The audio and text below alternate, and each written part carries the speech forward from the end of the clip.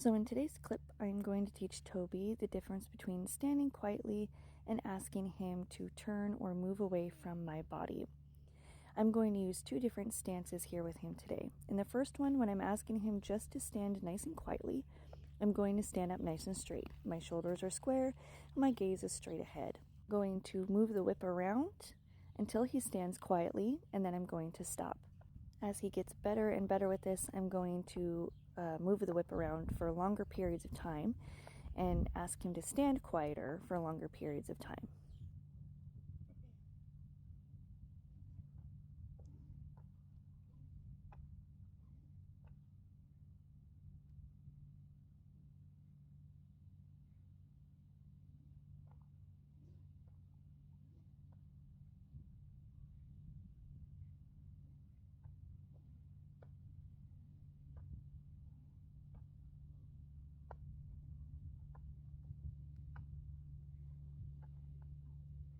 Now that he is getting comfortable with this, I'm going to ask him to move his back left leg away from me or his butt. I'm going to bring the whip end closer to the stick, and I'm going to start to crouch down and point my left hand in the direction I want him to go or turn away from. I'm going to whack the stick against the ground until he moves, and then I'm going to stop. Every time I ask him to turn or move away from me, I'm going to crouch down, point my finger, and stare down at his back left foot. As he gets better with this, I'm going to ask that front left leg to stay planted while he begins to pivot, and he takes that left back leg and crosses over the right leg and begins to move that back hip away from me. Here I'm asking him again. He's a little confused, so I'm applying a little bit more pressure by making it more animated when I'm trying to hit the ground or move it. Okay, he's still not listening, so I'm applying more pressure, still not touching him with it. I'm just wiggling it next to him, making that area next to him uncomfortable. And today he's got baby brain, so he's trying to nibble on everything and play, and he's focused on my other horse. So he did really well despite all of his distractions. So here again, you'll be able to see me crouch down. I'm wiggling the whip. I'm asking him to move that back leg away from me. There he goes. Now I'm going to ask him to stand quietly and see if he can tell the difference between what I'm asking him. Will you stand still, or are you going to move when I ask you to move? I'm going to bring him around so I can show you the other side. Right here you can see where he is a little confused, so I have to get a little bit more animated and more aggressive a little bit with that movement until he moves, and then I stop. Ask him again to move. As he moves forward, I'm going to stop.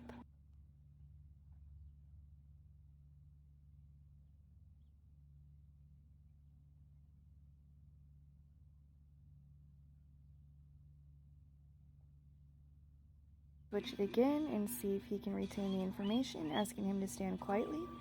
So again, my body's language is straight up, my shoulders are square.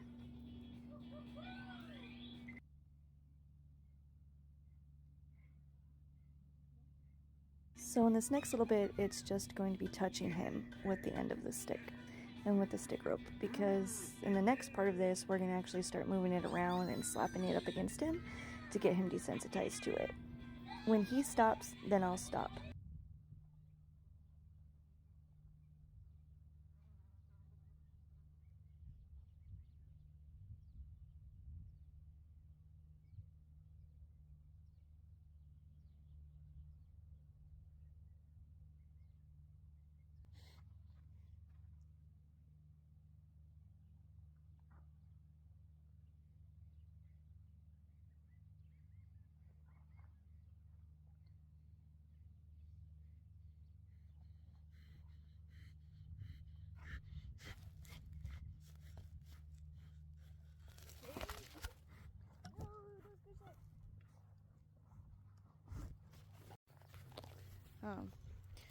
I get some comments sometimes when it comes to doing this exercise. Why are you whipping the horse? And this is not about whipping the horse or hurting the horse. This is another aspect of desensitizing. So something that can happen out on the trail is a tree branch can fall on you, leaves can fly at you, ropes can break, saddles can break, leather straps can break, your clothes can fall off, ropes can snap, Anything and everything can happen when you are out on the trail. So I stopped right there because he stood still when that scary object slapped against him. So again, it's not about whipping him and hurting him. It's about desensitizing him and getting him used to these things that would happen in his lifetime or take place. If you don't desensitize horses to almost every sort of life scenario that they could face when it comes to their own equipment, to their environment, to their surroundings, to humans, because humans are just not that smart at the end of the day, you need to make sure that this horse can survive and be confident in itself in an environment without you. So we are just getting him ready to be able to face anything that might come his way during his lifetime. And that includes, like I said, objects that might come at him in this sort of shape and manner, thickness, sound. Lots of times ropes make these sounds when they break. Saddles make that sound when they slap up against them. Saddles are a lot heavier too, by the way, so if I were to go swinging a saddle on him just to get him used to that, that's not nearly as fair as doing this. So we're getting him used to it, good boy. And again, you don't whip them to whip them. It's just until they learn that it's not going to hurt them. It's not going to kill you.